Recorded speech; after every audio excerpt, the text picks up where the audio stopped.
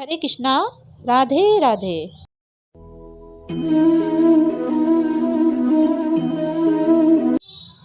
तो जी बैसाख का पवित्र महीना चल रहा है। तो इस महीने में आपको रोज एक भक्ति से पूर्ण कथा सुननी चाहिए, जिससे आपकी भक्ति और बढ़ेगी, आप प्रभु के निकट और जाएंगे। तो आज की वीडियो में मैं आपके लिए बड़ी ही भक्ति की शक्ति वाली एक बहुत ही भक्तिपूर्ण कथा लेकर आई हूँ, जिसे सुनकर आपकी भक्ति की और ज़्यादा रुचि बढ़ेगी। तो जी कथा इस प्रकार से है। एक बार की बात है, एक संत ठाकुर जी के बहुत बड़े भक्त थे। वे प्रेम भरे हृदय से पूरे दिन रात ठाकुर जी की सेवा में लगे रहते थे। प्रातःकाल उन्हें बड़े प्रेम से उठाना, स्नान आदि करवाकर उन्हें अत्यंत प्रेम के साथ अपने हाथों से भोग लगाते और उसके बाद वे उनके भजन कीर्तन में लीन हो जाते और रात्रि में भक्ति प्रेम से परिपूर्ण हो वे उनको सुलाकर ही स्वयं सोते। ये कार्य उनके दिनचर्या बन गई थी। ऐसा प्रतिदिन करते करते उनका समय कब व्यतीत हो जाता था, उन्हें स्वयं भी इस बात का ज्ञात नहीं था। उन्होंने बिहारी जी की सेवा में ही स्वयं को लीन कर लिया था।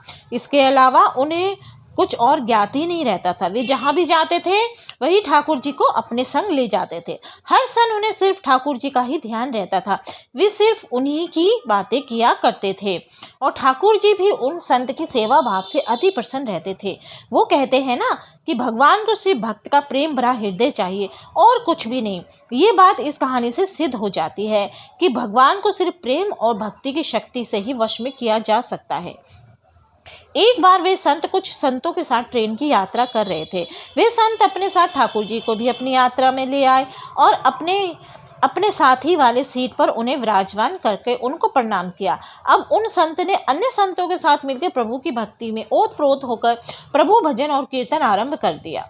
प्रभु भजन और कीर्तन की समाप्ति के पश्चात वे सभी संत प्रभु भक्ति की चर्चा में लीन हो गए और कब उनकी मंजिल आ गई उन्हें पता भी नहीं चला। सभी संत एक साथ ट्रेन से उतरकर स्टेशन से बाहर आ गए और आश्रम पहुंच गए। आश्रम में पहुंचकर जब उन संत का भोजन का समय हुआ तो उन संत ने सोचा कि ठाकुर जी को भी भोग का समय हो चुका है। बिना ठाकुर जी को भोग लगाए हम भोजन कैसे ग्रहण कर सकते हैं। और वे ठाकुर जी को भोग लगाने के लिए भोग की तैयारी करने लगे। किंतु ये क्या, जब वे संत भोग लगाने के लिए ठाकुर जी को अपने बक्से में से निकालने लगे तो ठाकुर जी तो वहां पर विराजमान थे ही नहीं। ये दृश्य देखकर संत को बहुत आघात लगा। वे अपने चारों तरफ ठाकुर जी को ढूंढने लगे, किंतु ठाकुर जी नहीं मिले। वह संत निराश हो गए। अब उन्होंने अपनी व्यथा अन्य संतों से कही तो सभी संत मिलकर पूरे आश्रम में ठाकुर जी को ढूंढने लगे, किंतु ठाकुर जी कहीं नहीं मिले। अब वे संत और ज्यादा निराश होने लगे। वे सोचने लगे कि बिना ठाकुर जी के मैं क्या करूंगा। ये बात सोचते सोचते उनके नेत्रों से अश्रु की धारा बहने लगी। ये देख अन्य संत और उन सज्जन संतों को समझाने लगे कि कोई बात नहीं, यदि आपके ठाकुर जी नहीं मिल रहे तो हम आपको दूसरे ठाकुर जी ला के देंगे, किंतु आप अपना मन हल्का मत करिए।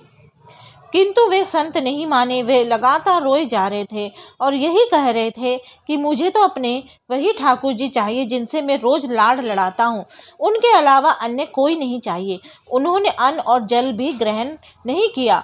ऐसा करते करते 4-5 घंटे बीत गए। इधर ठाकुर जी कहीं मिल नहीं रहे थे और उधर संत जी की तबीयत रो रो के खराब होती जा रही थी।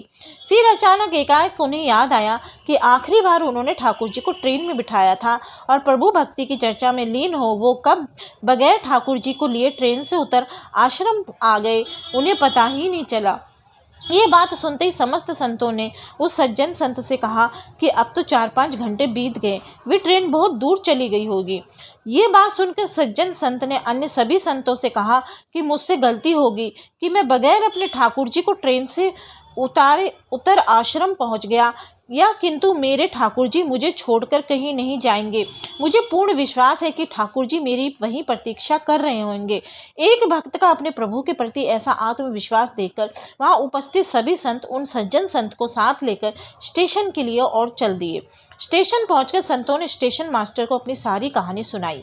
ये बात सुनकर स्टेशन मास्टर ने संतों से कहा कि एक ट्रेन पिछले 4-5 घंटे से स्टेशन पर खड़ी है। हम सभी बहुत परेशान हैं कि बिना किसी तकनीकी समस्या के भी ट्रेन आगे क्यों नहीं बढ़ रही है। स्टेशन मास्टर की इन बातों को सुनकर संतों को समझने में तनिक भी देर ना लगी कि ये सब तो उस लीलाधर की एक लीला थी और वे मुस्कुराते हुए अपने ठाकुर जी को लेने चल दिए। ट्रेन की बोगी में पहुंचकर जब उन संत ने ठाकुर जी को देखा तो ऐसा लगा मानो जैसे वे एक बच्चे की भांति बैठकर अपने पिता का इंतजार कर रहा हो कि कब उसके पिता आएंगे और उसे ले जाएंगे। तब उन संत ने ठाकुर जी को प्रणाम कर क्षमा याचना करते हुए ठाकुर जी को लेकर ट्रेन से नीचे उतर गए। अंत में ये दृश्य देखकर सभी अचंभित रह गए कि जब ये संत अपने ठाकुर जी को लेकर जैसे ही ट्रेन से नीचे उतरे वैसे ही वे ट्रेन भी चल दी, जो बिना किसी तकनीकी समस्या के स्टेशन पे पिछले 4-5 घंटे से खड़ी थी। वहां खड़े सभी सज्जन पुरुषों ने भक्ति की शक्ति का ये दृश्य देखकर सभी ने ठाकुर जी के चरणों में सत सत प्रणाम किया और आश्रम की ओर चल दिए। तो जी आज की वीडियो में बस इतने ही। कथा आपको कैसी लगी? कथा आपको अच्छी लगी तो चैनल को लाइक एंड शेयर करना ना भूले और मेरे चैनल को सब्सक्राइब करना ना भूले और बेल आइकन को आप जरूर दबा दीजिए। तो जी आज की वीडियो में बस इतना ही। हरे कृष्णा, राधे राधे।